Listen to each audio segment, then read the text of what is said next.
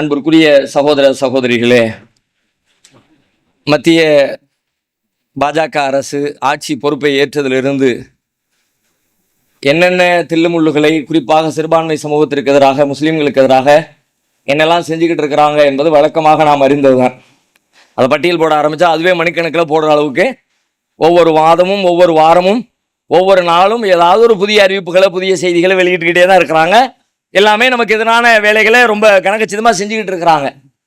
அதில் சமீபத்தில் பெரிய அளவில் விவாதம் பெறாமல், கவனம் பெறாமல் செய்யப்பட்ட ஒரு காரியத்தில் ஒன்று வரலாற்று திரிபு. அதுக்கு முன்னாடி நிறைய பண்ணியிருக்கிறாங்க. சமீபத்தில் அஃபீஷியலாக என்சிஆர்டி, தேசிய வரலாற்று ஆய்வுக் கழகத்தின் சார்பில் தான் மத்திய அரசாங்கத்துடைய சிபிஎஸ்இ பாடத்திட்டத்தில் நாடு முழுக்க படிக்கக்கூடிய மாணவர்கள் அதை தான் படிப்பாங்க.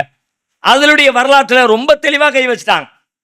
ஒரு 3 ஆண்டுகளுக்கு முன்னாடி இதே மாதிரி ஒரு வேலையை செஞ்சாங்க. கேரளாவில் இருக்கிற மாப்பிள்ளாக்களை அவர்கள் சுதந்திர போராட்ட 333 313 பேரோ அவர்களை சுதந்திர போராட்ட வீரர்கள் என்ற பட்டியலிருந்து வெளியெடுத்தாங்க. இன்னும் வேறு சில திருத்தங்களை செஞ்சாங்க. 3 ஆண்டுகளுக்கு முன்னாடி அந்த இடத்துல பொறுப்பாக இருந்த வரலாற்றுத்துறை தலைவர்களாக, ஆய்வாளர்களாக கையொப்பமிட்டு அதற்கு ஒப்புதல் வழங்குகிற இடத்துல இருந்த ஆசிரிய பெருமக்கள், கல்வியாளர்கள் என்ன செஞ்சாங்கன்னு கேட்டா, நாங்க ராஜினாமா பண்ணிக்கிறோம்ப்பா, எங்களை ராஜினாமா, நாங்க வெளியே போயிடுறோம், ஏன்னா நீ பண்ற அநியாயத்தை எங்களால் பார்க்க முடியல, கண்ணுக்கு எதிரில் தெரிகிற ரொம்ப தெளிவாக இருக்கிற வரலாறுகளை எல்லாம் இல்லை நீ மறுக்கிற, பொய்யான வரலாற்றை திரிக்கிற, இதுக்கு நாங்க ஒப்புதல் தர முடியாது என்று ஒரு கணிசமான எண்ணிக்கையில் இருக்கிற கல்வியாளர்கள், அந்த துறையின் மேல்மட்டத்தில் இருந்தவர்கள் கையெழுத்திட்டு அரசாங்கத்திற்கு கடிதமே எழுதினார்கள்.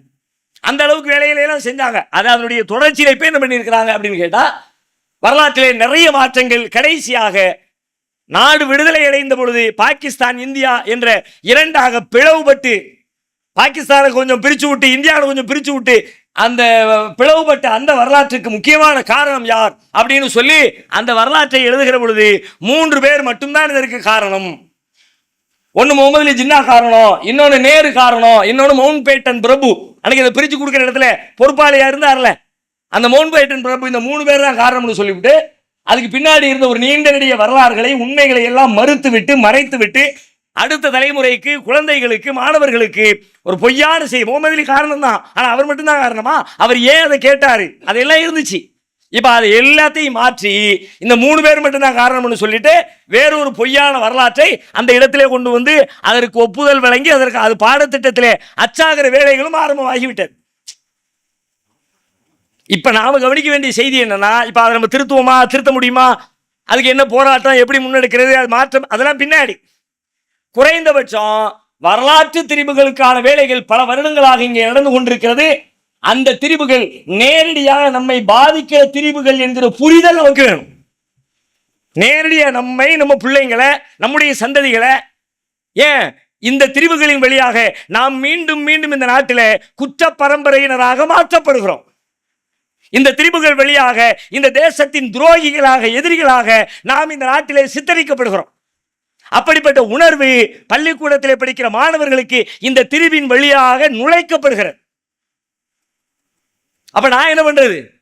என் பிள்ளை அதான் படிக்கிறான், அதை தான் அவன் சரி நினைப்பான்.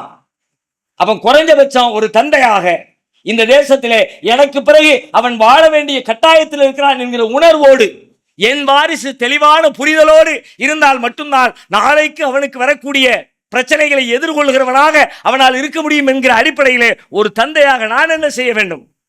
குறைந்தபட்சம் உண்மையான வரலாறுகளை என் பிள்ளைக்கு எனக்கு தெரிஞ்ச விஷயங்களில் இருந்து, எனக்கு தெரிஞ்ச உரைகளில் இருந்து, எனக்கு தெரிந்த அறிஞர்களிடமிருந்து, எனக்கு தெரிந்த நூல்களில் இருந்து நான் என் பிள்ளைக்கு கடத்தணும்ல. அதனை என் பொறுப்பு. சமூகமாக, நாடாக, தேசமாக, கட்சியாக செய்ய வேண்டிய வேலை நிறைய இருக்கலாம்.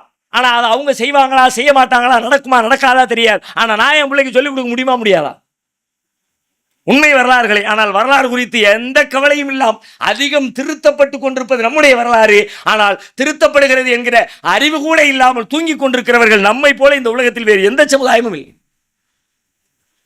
சில பேர் அங்கொன்னு இங்கொன்னுமா கத்திக்கிட்டு இருக்கிறாங்க, எழுதி வச்சிருக்கிறாங்க, மூளையில கிடக்குது, அதையும் தேடி தேடி அழிச்சிருவாங்க. இன்னும் சில ஆண்டுகளுக்கு பிறகு அவன் என்ன எழுதி வச்சானோ அதுதான் இந்த நாட்டில் வரலாறு. அதான் உண்மை வரலாறாக மக்கள் மத்தியில் பார்க்கப்படும்.